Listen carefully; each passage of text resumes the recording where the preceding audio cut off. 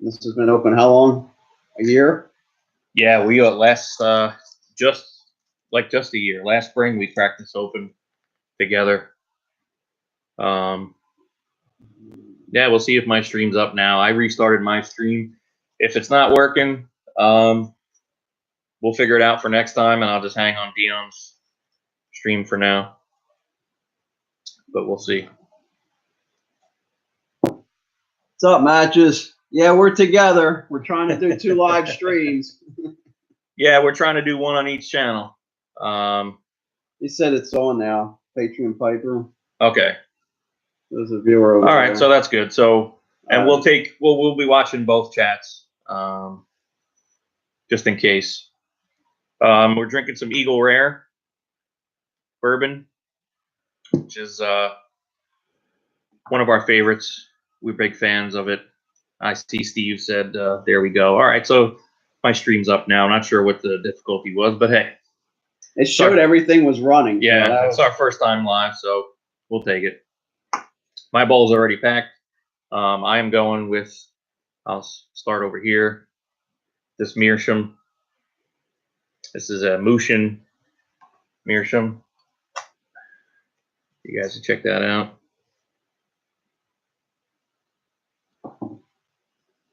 And while we're doing that, this is a Mushin also. I picked this one up over in Chicago last year, Chicago Pipe Show, from Meerschaum Depot guy. Very unique. It's got like a black stain on it. Yeah, it's almost like I like I've been it. smoking. You can see the little bit of the color it wants to try to do. It's going to be one of those ones that don't color very good, just because of the black stain. Yeah, this is my most recent Meerschaum pickup. Audi Duke City Piper. Dino skin. Yeah, pretty cool. Yeah. It's only my third bowl in this one, so it's not got not much coloration whatsoever.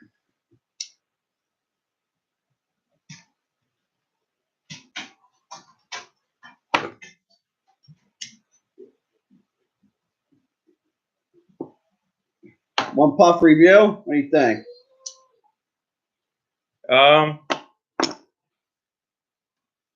Pretty much just as I smoke of the year. Huh? Remembered it. It's definitely not super aromatic. I know it's listed always as an aromatic, but and it is. Don't get me wrong, but you get tobacco flavor out of it too. It's not like a heavy casing or anything like that. Nothing syrupy. For anyone just joining, yeah, I just saw that comment. So what we're smoking tonight is there we go, the McBaron Mixture Scottish blend, and this is a tin from 2012. We were saying, and it's not much age. Even if it was 5 years, I can taste almost very little age. I have the new. This is a new one. Literally, the bag it said 2019 January, so 2 months and a half ago, whatever. So, yeah, there's a little bit of age, and you can somewhat taste it. Yeah, the thing I like about it is it's definitely an any time of year smoke. You know how in the fall you like to have, or fall and winter, I like to have Latakia. You know, this is something that, at least the way I look at it, you can smoke it in the winter on a cool day. You can smoke it in the summer. It's light enough, yet it's flavorful enough to smoke anytime. And again, it's not your typical aromatic sweetness. It's not that heavy syrupy sweetness. Oh, we got a question here from Drake Connor. How long can tobacco last in storage? This, as long as it's sealed, probably definitely. This, same deal. As long as the seal don't break. That's the catcher. This rubber seal goes on the inside here. Yeah, and if the tin It's going to starts dry out. It's going to dry out. Yeah. And then you're going to have to rehydrate it, dust back into the jar. But yeah, any bulk stuff you buy, I buy goes right into bigger jars. I got the smaller ones to smoke out of. I date them. That way I know when they got put in the jar. Take them out. I'll dry it out a little bit. That way this is ready to go. I don't have to get the paper towels out and stuff and dry everything out. Vacuum seal, yes. You can also vacuum seal.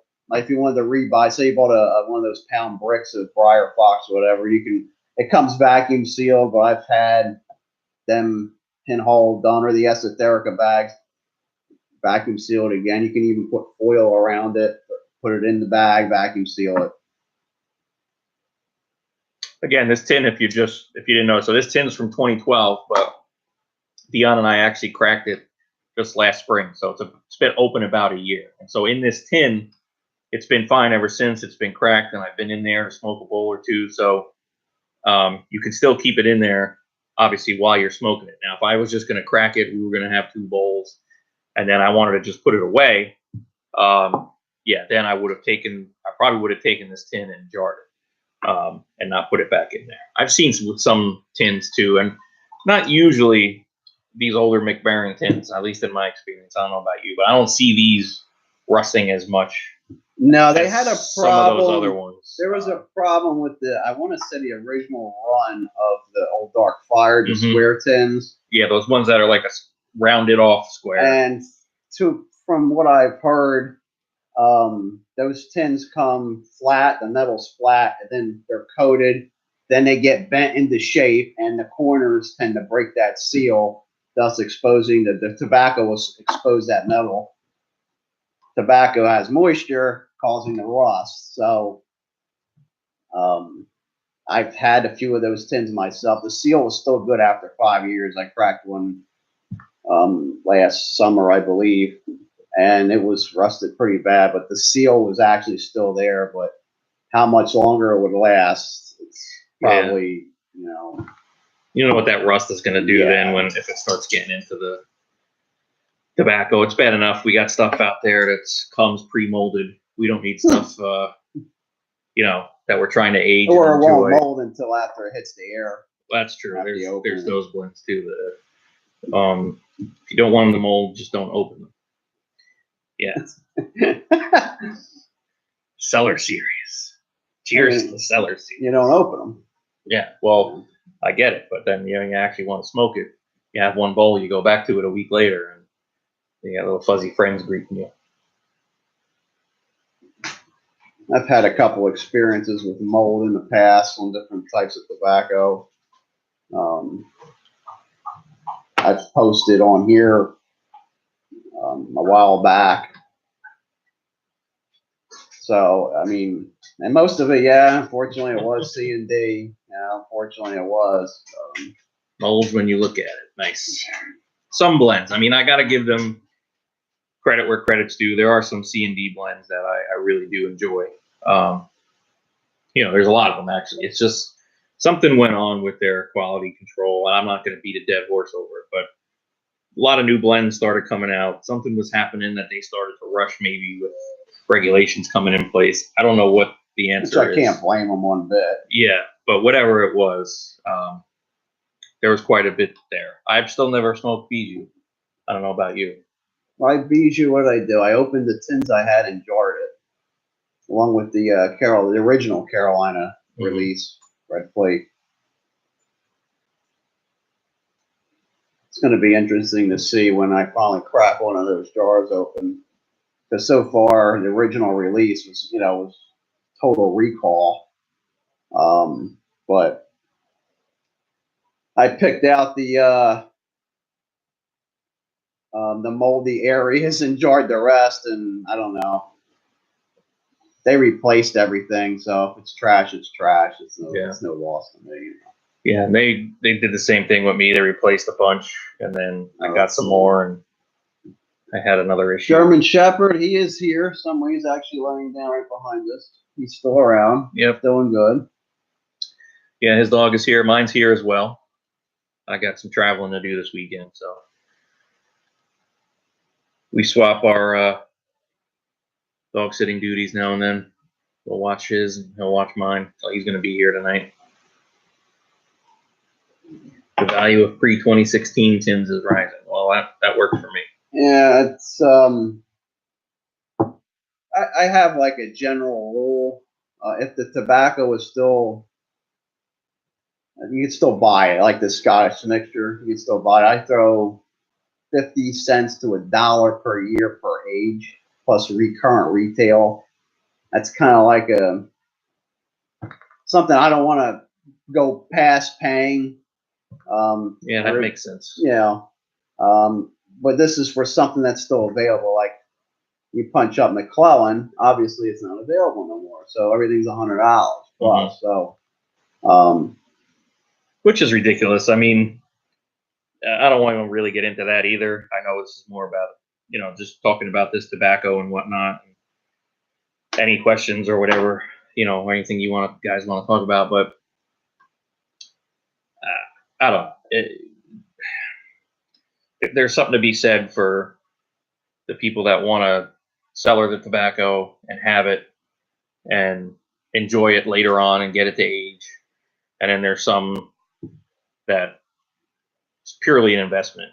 They're running out to hoard it so they can sell it later. I'm not saying either is definitely wrong, but it would have been nice if some people who never got to have some McClellan buns were able to get their hands on them. But be that as it may. So we got a question: is the Scottish heavy? I don't find it heavy, but it's a bolder, thick, like a body smoke because it's a broken flake. Flavor's light, it's sweet. It's a good summertime smoke. You can smoke. This is a bolder smoke that you could smoke on a hot day. Right, and that's why I said you can smoke at any time, because it really is bold enough and flavorful enough to have when it's cool outside, and yet in the summertime you get that little bit of sweetness. So that's nice, and it's not going to be anything too crazy. And again, I don't even know what you'd say about the topping or the casing or the flavoring that's in here. To be honest, I don't know. Is it sort of a caramel, or is it just sort of a sweetness, a honey sweetness? I don't even know what the tin says. I don't think they could try. I just. There was 35 different tobaccos or something. Yeah, 35 different tobaccos from all parts of the world. Yeah, it's got Virginia, it's got Cavendish, it's got toast. So 1958 was when this was introduced. But like a toasted Cavendish, and then I think it says it's got ripe Virginia and then aged Virginia. Or something slightly aromatic blend. And that's true. Be, yeah. Slightly aromatic. It's not a cherry chocolate grape. Just a really good, I guess, almost like a room note. Which is always tough. Yeah. Because you're the pipe smoker. Mm-hmm. What's the room note? I can tell you what it tastes like. Right. Right. Rule of thumb: if you don't want, if you're out in public or out in an event where you can smoke, or sometimes you'll have a block party or something. You might want to go a little aero, cherry or vanilla or something, or even this. I believe this, you can get away with this. Yeah, because actually we did that. Yeah. We were out with my neighbors. We were hanging out last spring, and we lit this up, and nobody minded. It was this, and it was a Virginia cream. No, I had one of the 7 Seas ones. It could have been that. I have all the 7 Seas. It could have been the vanilla cream. Could have been that. Those are all enjoyable, also, by the way. Yeah, we're talking about aromatics. Ain't that something? Yeah, I mean. So any tongue bite? No, I'm not getting any. Mm-hmm. Now forget, this has been open a year. close Yeah. to it. So this has been air drying very, very slowly. Like I said, this is brand new. But I air dried it on a paper towel for 20 minutes, and I can, and it's moisture wise, it's pretty darn close. It's pretty darn close. Yeah. This for me, I can just pick up the tin, and it's pretty much ready to load a bowl, having been open for that year, and it's slowly drying out. Like I said, brand new. Yeah, you probably want to give it some time, but no bite now, no bite. Anytime I've had it, and I've had it also. I think we were smoking it in the cob the last time. Let's talk about these mirrors a little bit. All right. Greatest pipes in the world, Mearsons. So I recently, well, since I've moved to North Carolina, I've slowly toyed with the, moving into meerschaums. And anybody who watches me on Instagram or whatever, watch or follows, what the hell is it called? I don't know. Subscribe. This is subscribe. So you see a lot of mirrors getting posted. Since what, 2 months, 3 months, every pipe has been a mirror now that I've smoked. And yeah, stalk. That's so every bowl I've had has been almost amazing. Now, there's one thing with mirrors, you have to have no cake. So every time I'm done with a bowl, I make sure I scrape extra pipe cleaner. I make sure everything's cleaned out. I have played with one of my arrow pipes with leaving just a little bit of cake on there, and believe it or not, I got tongue bite. And I scraped a very little. I mean, we're talking a few dots here or there. It was nothing major at all build up. It was a little bit. And I was getting tongue bite. I'm like, this is something new going on here. I said, let me scrape a little cake there is here. Next bowl was perfect. Break-in period with mirrors. Not really. No, you put it in there, load it up, and it's a good smoke. There's one thing it does.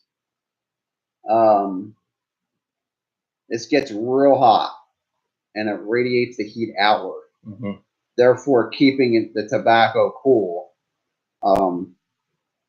After you can hold this for about maybe a little bit, and then you move. You're gonna have to move to the stem, especially by the end of the night. This is my house, Big Tex Piper. This is the new place down in North Carolina. So I don't know if you're familiar with us. We used to both live up in New Jersey. Southern Experience said there's gonna be a smoking pipeliner pitch coming soon because we're on the mirrors.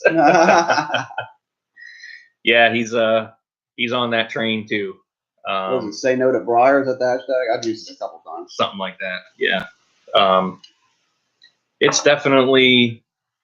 I'm not here dishing Briar because I have gotten many Briars to work and smoke great. A lot of them were Savinellis.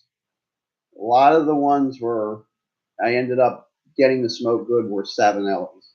I don't know if it's because they aged their wood 5 years before they even touch it. The whole drilling of the shank with open more because of the filter that goes in there. The cobs are the same way. I've had many cobs that smoke great, but there's times where I had a couple cobs smell like ashtrays. Yep. And then you just luckily those you can toss. I don't want to light this up. They're $6, $5, so you can just toss them. But that's one good thing with the cobs. They're cheap. They're cheap. If something bad happens to it, like I'm not out $100. I'm not 5. I'm out 10. Yeah. Yeah, and so like right now, mine's getting just about to the point where I can't. And I like to hold my pipe. I grip like this. It's just the way I'm comfortable, and I'm gonna have to move soon down to the stem because I got it right on the curve here. It's really heating up. So again, that is one downside to it, but I think the fact that if you do a little research on meerschaum and stuff and how porous this material is and how it can basically absorb some of the moisture and all that for you, it's helping you with the smoke. It really is. It's not just, revealing more flavors and tasting better, but it's helping you not get that gurgle. It's helping you keep it drier, and all those little things, they also attribute to tongue bite. So it helps with that. Now, of course, some tobacco, you're going to get bit no matter what, but I think at least my experience so far, and I've only got like maybe 4 years. He's got, how many you have now? Yeah, 20. I don't know. I lost count. I started buying the some of the smaller bowl stuff, and I picked up some fairly cheap, like $70, $80 over on Meerschaum Market, their website. Really good price. I got a good price. Like I said, Meerschaum Depot has good prices. He's at most of the shows. He's on. I think he's on Pipes and Cigars, or he's on the major things. He's on eBay, Pipes Depot. Mm-hmm. Meerschaum Market's on eBay also. A lot of there's a couple other vendors out there. That's was SMC, and there's a couple other ones out there. And Metalhead Cigar Guy, if you want to know some more, he's big on the mirrors too, and he's suggested quite a few vendors for mirrors, so you can check his channel out, and I'm sure he'd be more than happy. So arrows will probably smoke too hot in the mirror. I've had one arrow pipe as of right now, Meerschaum pipe, and the shank colored up pretty quickly versus the other ones. It ambered up pretty quick. I will say though, it was a good smoke. I mean, the pipe does get hot. The pipe does get hot. But this is a light. Again, this McBaron mixture, they call it a light arrow. So I mean, it's. So, anybody out there, including you, have you seen? This video has been out there for a while. It's the videos that Per Jensen made of the factory in Denmark. Mm-hmm. I think of the country. Mm-hmm. Of the factory, a McBaron factory, and he talks about their casing style. Their casing, he talks about how they just spray it on. You don't soak it. They spray. And then their arrows, they use like a fog. They put the tobacco in this chamber, which he shows in the video, the outside of it. And it's like a fog. I know some of the factories here in the States, it will be kind of like the other way around. They would saturate when they do the casing, they saturate it, then dry it, and then when they do their individual blends, they use the tumbler with the jets and the spray. So it was just interesting. I found out they use a fog for their aromatics. And if you ever had a McBaron arrow, it dries out quick. It's not goopy. Totally different. It's a different. So it kind of makes sense what this whole fogging aspect of process of putting an arrow into the tobacco is I guess pretty unique. Yeah, I think if anybody else. Yeah, and if you compare that to, I mean, if you took this, or you even took one of the 7Cs that we've smoked, and then you were to take something that's someone's cherry or someone's and you just feel the tobacco. You don't even need to smoke it. You can just tell, right? I mean, your hand's not getting sticky with the McBaron ones or anything like that. You just don't have that happen. It's not clumping together. So we have a question about ghosting, and I've tried it.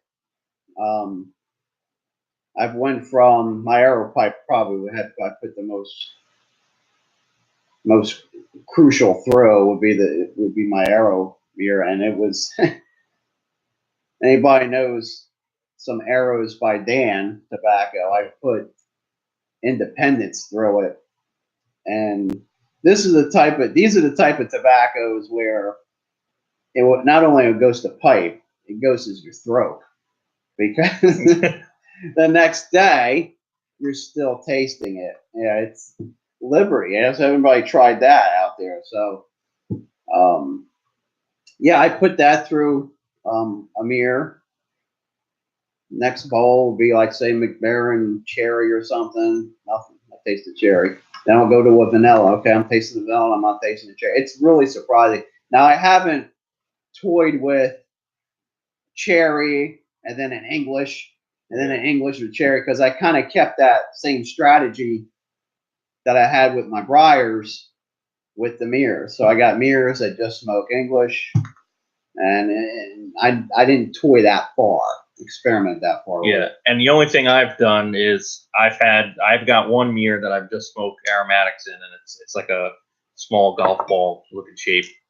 But I have had like this exact pipe. Matter of fact, my last bowl in here was, what did I have the other night? Blockade Runner.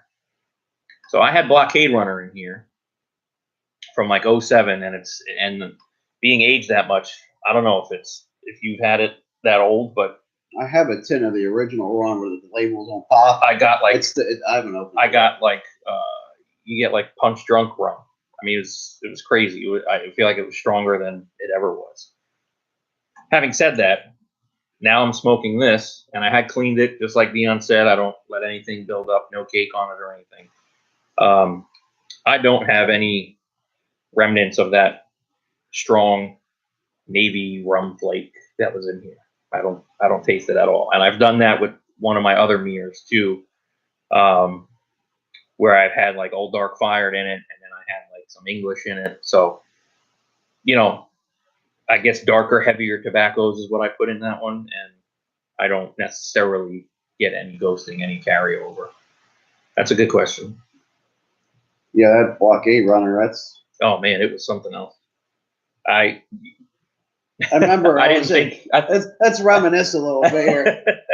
The first time I encountered that was the old Richmond Pipe Show, the old one, where when C&D showed up, they opened a tin of everything. They brought their whole line to these shows, and they opened up a tin of everything and was there. And then at the end of the show, they would just hand out these tins.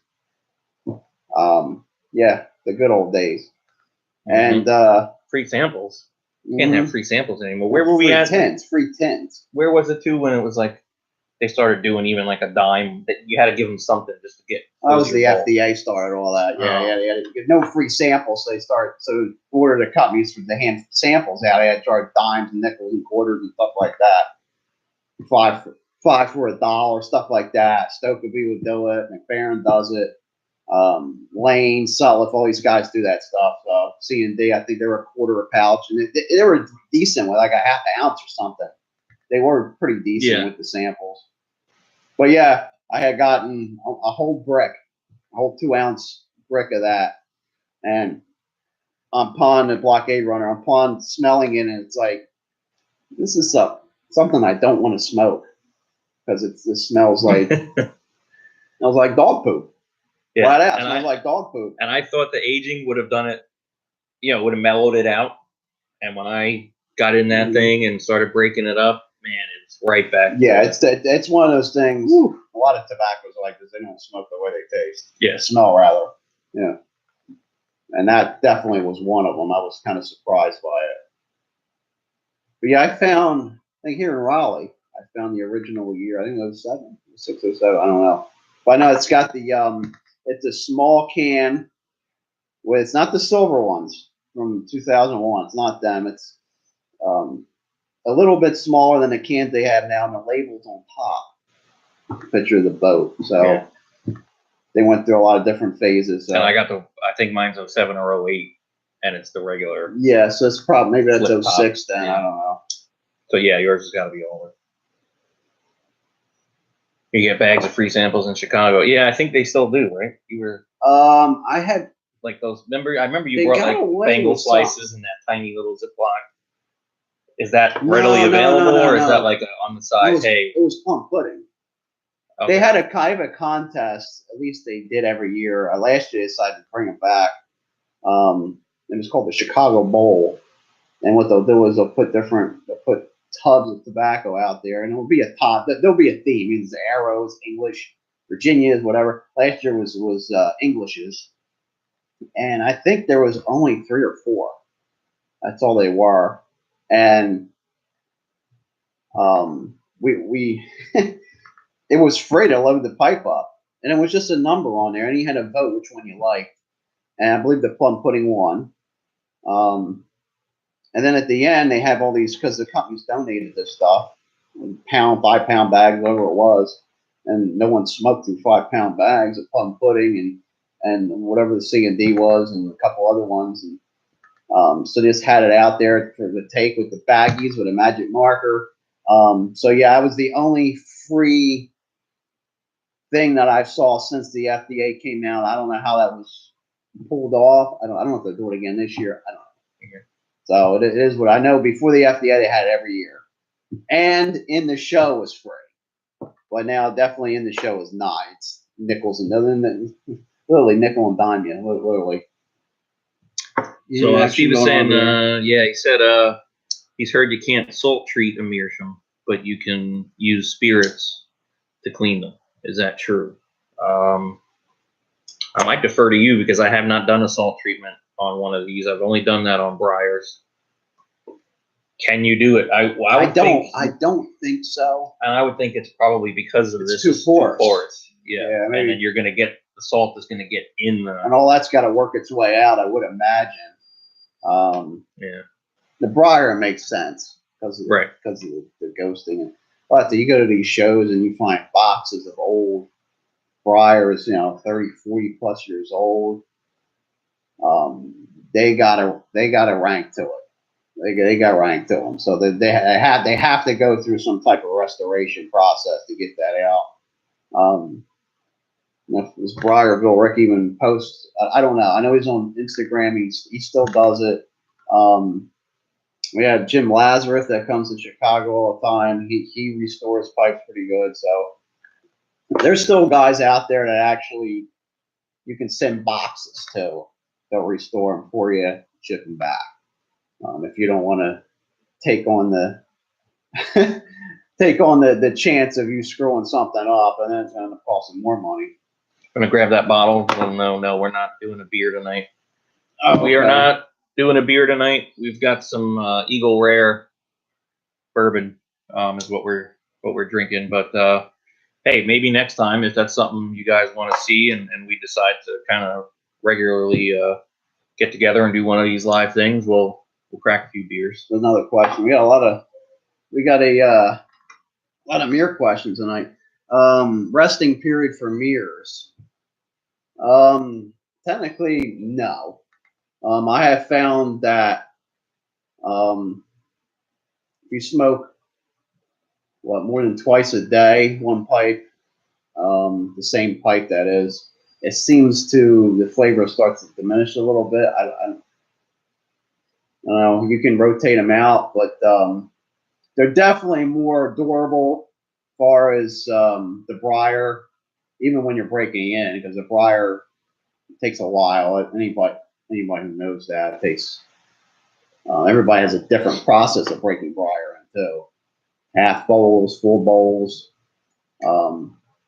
I tend to go balls all out sometimes breaking my briars, and I used to smoke 3 full bowls a day for a couple of days just to burn through that without the wood burning, obviously, once that starts. And obviously you have to stop, but I've never had a cob burn out, never had a briar burn out. Obviously the mirror's not going to burn out because it's so hard.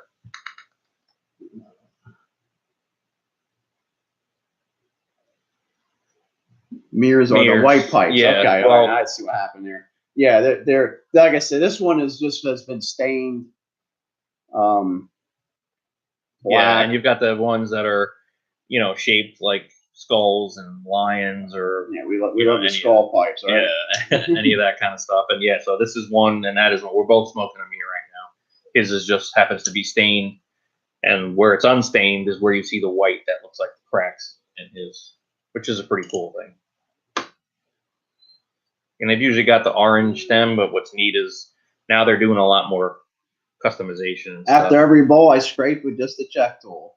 They asked about removing the cakes. Oh yeah. How many viewers here? You got a couple. Couple, yeah. Almost as not saying. I mean, Yeah. So So the yeah, question was about what we use to just scrape the bowl of the mirror just to check the best. What is it? $1. Does the I've job. heard, Nothing. No reamer. Nothing like that. yeah, you don't want to put a briar reamer in there. That's for cake only. Mm-hmm. To get some of the cake down to a lower level.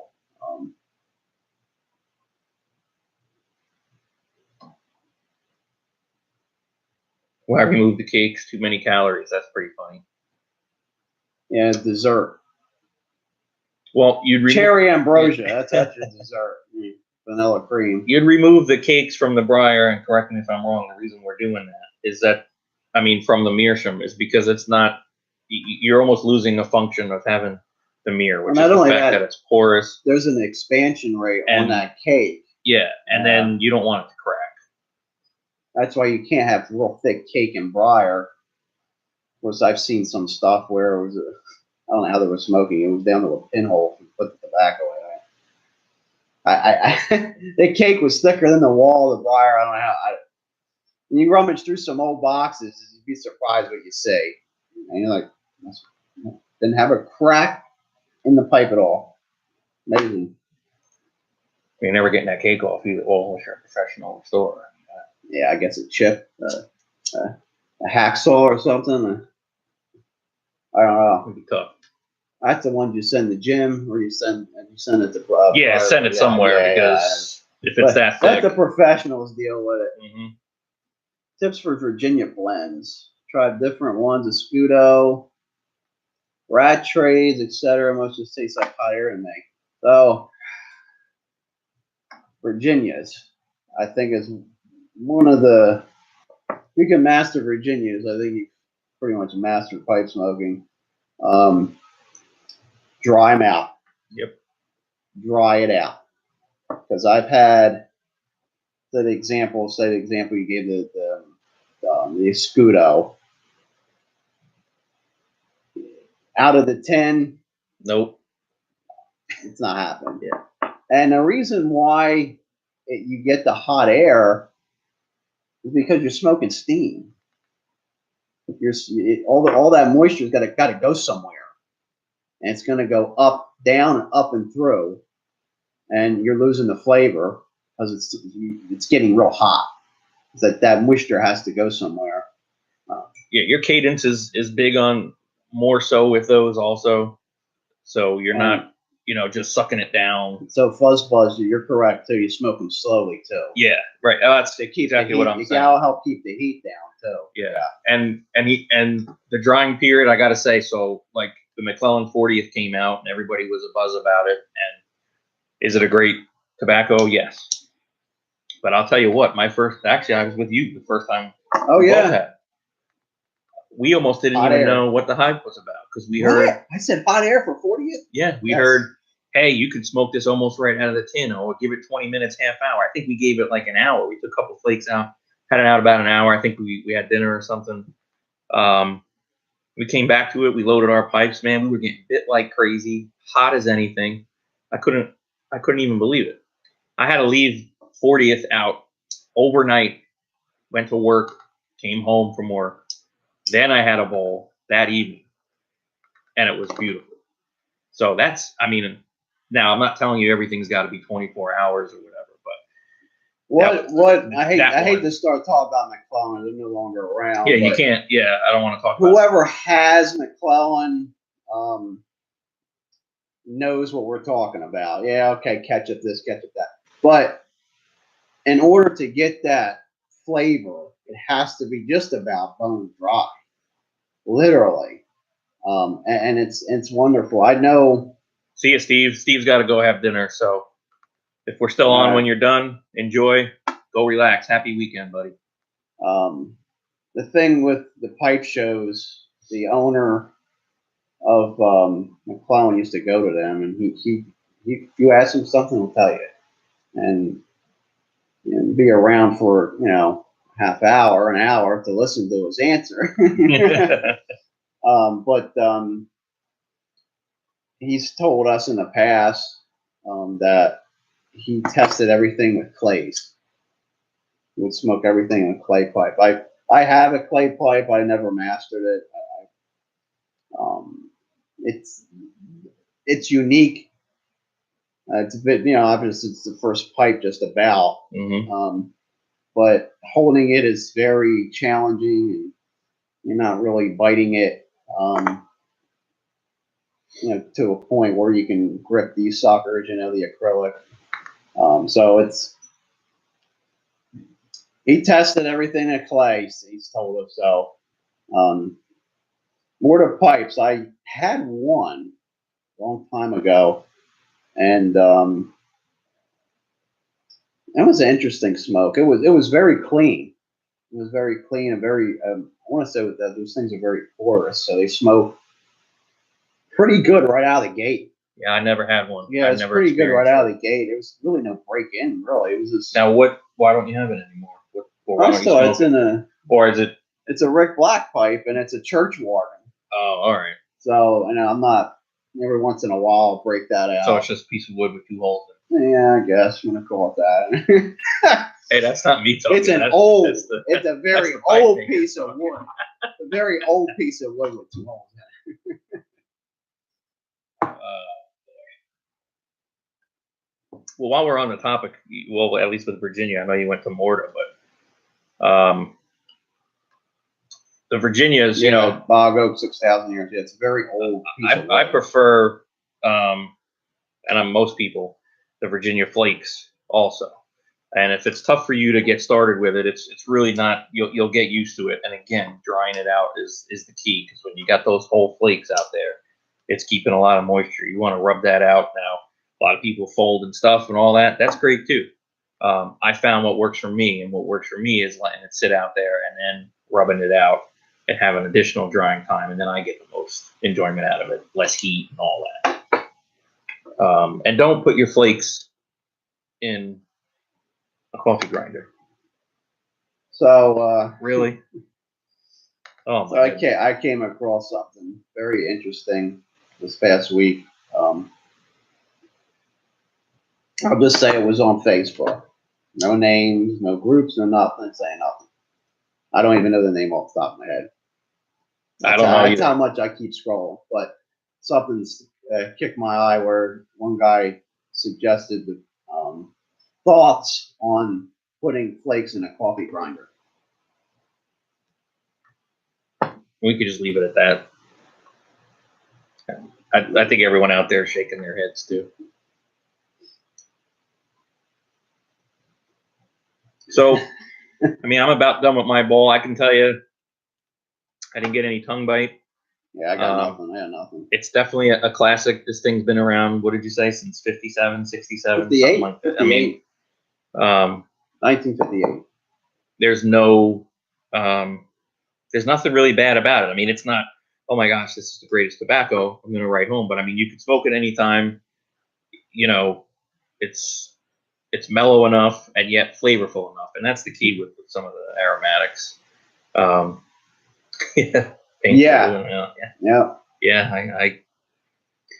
can't imagine how you pack that either. I mean, if you think about coffee grinds and how fine they get, if you put it's like this ash here in a pipe. So how would you? It has to be one like done. Now, how even's that going to be? Then that's got to be. You're going to have to clean that out on every different flake, and if you decide to use it for coffee again, I mean, this is tobacco flavored coffee. If it's anything like the gurgle that comes through, it's going to be a very painful drink. I can tell you that.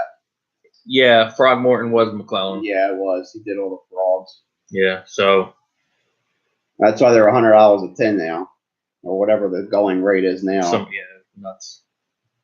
Really good stuff, though. I mean, one of my favorite. I remember the first time I had Throgmorton. I think I have a video. I was smoking a Mr. Brog, one of those pear wood pipes. Yeah. And it was my first tin of Throgmorton, and man, just plain Throgmorton, because I don't think the whole. Did they all come out at once? No, right? No, like it was just. No. It started with the original. So it was just regular Throgmorton.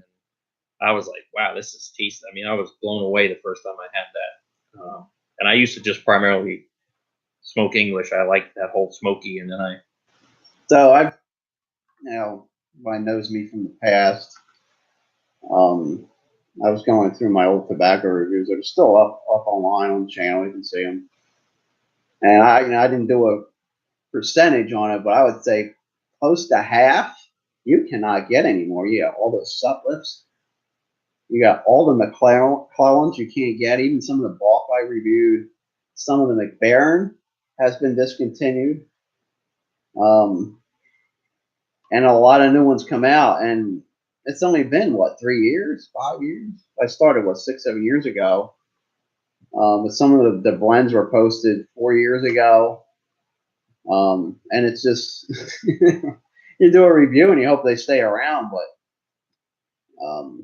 unless you're reviewing like Borkham Riff, Carter Hall, which I have. Yeah. I'm sure they change over the process of many years. I'm sure that process has changed with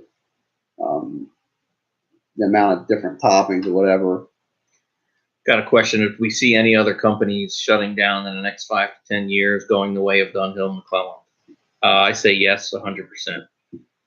I don't know. Yeah, then you can answer. But the reason I say that is the road we're going down with, I don't want to, again, here we go, FDA again, right? So legislation and I'll talk about FDA. Yeah, stuff it like is. That's open. Stuff This is like what this that. is about. Yeah, I mean that's really the reason why I think, and I also believe, with some research and talking to people very close to tobacco farmers and stuff like that, that there's not a ton of great Virginia leaf left and being grown. And you saw the way Syrian Latakia disappeared. The same thing can happen. Well, that was a little different, but you're right. Yeah, they don't produce it no more. Then they had the fire, but right. But that can happen with. I mean, my point is that can happen with any tobacco. Kind of what's happening, with Virginia right now, and the quality of leaf not being as good, and whether that's weather related or, there's one thing. Processes. There's one thing you can attest for this. We moved to North Carolina. We're outside of Raleigh, so we're eastern North Carolina, where a lot of tobacco is grown. Yeah. And there are farms. We've been here 3 years. Yeah. There are farms that were tobacco when I moved here. You know what's there now? 2-story homes. So the land is being sold off. Mm-hmm.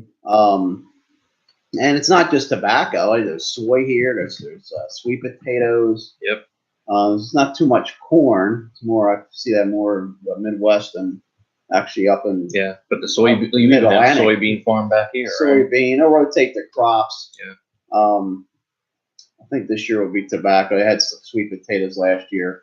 They'll rotate the crops out, but yeah, a lot of them will sell out.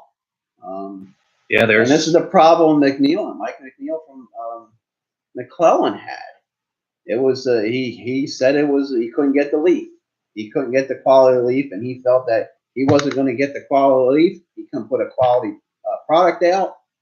Shut it down. Yeah, he wasn't going to compromise. He wasn't going to put his name on crap. Yeah, and I give him a lot of credit for that. I mean, if you think about it, if you've got a process you've been going through and you've got a certain ingredient, but even it's not tobacco, right? It's anything. You make your certain dish or food or whatever a certain way, and then all of a sudden that ingredient is sort of compromised, that it's not the same quality you were used to getting. You don't want to make it anymore and still call it your dish because your name's on it, and people expected a certain level of stuff, and he felt that way, and he apparently went to many different places trying to get it to be what it was, and no matter where he went and how he got it and blended it and kept trying it, it wasn't coming out the way he wanted. From my understanding, he lost the farm that he bought his Red Virginia from for the 5100. Now, details I don't know. Yeah.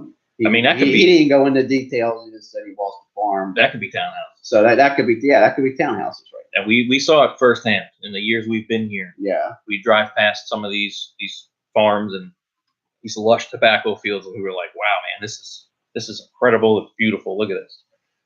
I got to tell you, yeah, we've seen 2 or 3 of them at least. And they're not just building farms. They're tearing the woods out. They're gone. They're absolutely gone. So I do see that happening. Major cigarette makers buy up a lot of domestic tobacco and squeeze out the pipe blenders. Yeah, most of those guys, pretty much what's this farm is back here, they're not hand-picked. That's another thing. We go into that. McNeil wanted hand-picked stuff because